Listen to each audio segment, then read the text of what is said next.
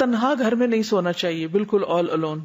ابن عمر سے مروی ہے کہ نبی صلی اللہ علیہ وسلم نے تنہا رات گزارنے سے منع فرمایا ہے. کچھ بھی ہو سکتا ہے رات کو انسان کو، تو کوئی نہ کوئی آس پاس ہونا چاہیے. نماز عشاء کے بعد سونے میں تاخیر نہیں کرنی چاہیے سوائے اس کے کہ ذکر الہی یا علمی گفتگو یا دینی مذاکرہ ہو. گھر والوں سے ضروری بات کے لیے جاگا جا سکتا ہے. نبی صلی اللہ علیہ وسلم نے فرمایا رات کا اندھیرا پھیل جانے کے بعد لایانی گفتگو نہ کیا کرو. اور ہمارے اکثر پروگرامز اور جو کچھ ہم دیکھتے سنتے ہیں یا جو کچھ ہوتا ہے وہ عام طور پر لایانی ہی ہوتا ہے. ابو برزہ اسلمی کہتے ہیں کہ آپ صلی اللہ علیہ وسلم عشاء میں تاخیر پسند فرماتے لیکن اس سے پہلے سونے کو اور اس کے بعد باتوں کو ناپسند کرتے. بسم اللہ پڑھ کر گھر کے دروازے بند کر دینے چاہیے کیونکہ حدیث میں آتا ہے کہ دروازوں کو بند کر لیا کرو اور اللہ کا نام لے لیا کرو کیونکہ شیطان بند دروازے نہیں کھولتا. سونے سے قبل آگ وغیرہ بجھا دینی چاہیے، خصوصاً سردی کے موسم میں گیس کے ہیٹرز وغیرہ بند کر دینے چاہیے. نبی صلی اللہ علیہ وسلم نے فرمایا جب سونے لگو تو گھر میں آگ کھلی نہ چھوڑو. ایسی جگہ سونے سے پرہیز کرنا چاہیے جہاں تازہ ہوا نہ آئے. ایسی چھت پہ نہیں سونا چاہیے جہاں منڈیر نہ ہو. رسول اللہ صلی اللہ علیہ وسلم نے فرمایا جو شخص کسی ایسی چھت پہ سوئے جس کے گرد کوئی منڈیر یعنی دیوار وغیرہ نہ ہو تو اس سے ذمہ اٹھ گیا، یعنی وہ اٹھ کے بازلوں کو چلنے کی عادت ہوتی ہے اور چھت سے نیچے جا گرا مر گیا تو پھر اس کا اپنا قصور ہے.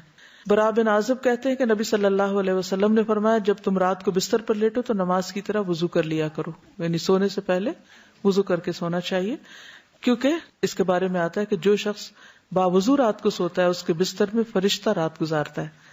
جب بھی وہ رات کی کسی گھڑی میں نیند سے بیدار ہوتا ہے فرشتہ کہتا ہے اللہ اپنے فلاں بندے کو معاف کر دے، اس لیے کہ وہ باوضو سویا. ساری رات فرشتے دعائیں کرتے رہتے ہیں. حدیث میں آتا ہے جو مسلمان باوضو ہو کر اللہ کا ذکر کرے اور ذکر کرتے ہوئے سو جائے پھر رات کے کسی حصے میں اس کی آنکھ کھل جائے اور وہ اللہ سے دنیا اور آخرت کی خیر مانگے تو اللہ تعالیٰ اس کو عطا فرما دے گا، یعنی دعائیں بھی قبول ہوتی ہیں ایسے شخص کی. پھر وضو کا پانی اور مسواک تیار کر کے سونا چاہیے کیونکہ صبح اٹھ کے انسان کو ایسی سستی ہوتی ہے کہ اگر اس وقت مسواک جگہ پہ نہیں رکھا ہو تو پھر ملتا ہی نہیں.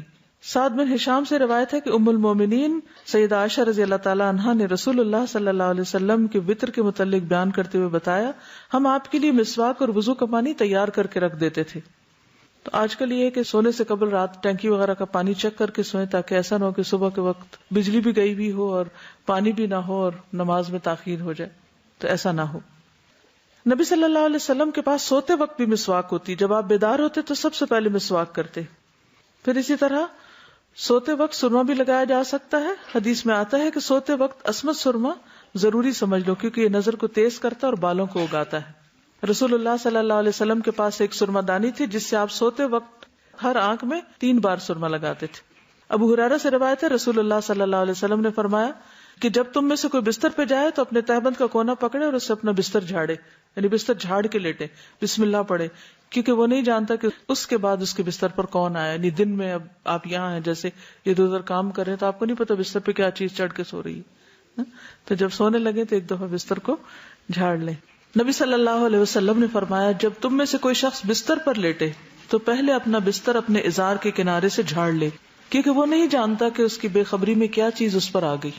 آپ صلی اللہ علیہ وسلم نے فرمایا جو شخص اپنے بستر پر جانے لگے تو اسے چاہیے کہ وہ اپنے کپڑے کے کنارے سے اسے 3 مرتبہ جھاڑ لے، یعنی اپنا دوپٹہ لے کے یا کسی بھی چیز سے اس کو اچھی طرح جھاڑ لیں، یا ویسے ہاتھ سے بھی جھاڑ سکتے ہیں. پھر یہ کہ زیادہ آرام دہ بستر نہ استعمال کریں. حضرت عائشہ فرماتی ہے کہ رسول اللہ صلی اللہ علیہ وسلم کا بستر چمڑے کا تھا اور اس میں کھجور کی چھال بھری ہوئی تھی. جب آپ سونے کا ارادہ کریں تو گھر میں جو بھی بتیاں یا روشنی وغیرہ ہے اس کو بجھا دیں. جابر روایت کرتے ہیں کہ رسول اللہ صلی اللہ علیہ وسلم نے فرمایا رات کو جب سونے لگو تو چراغ بجھا دیا کرو.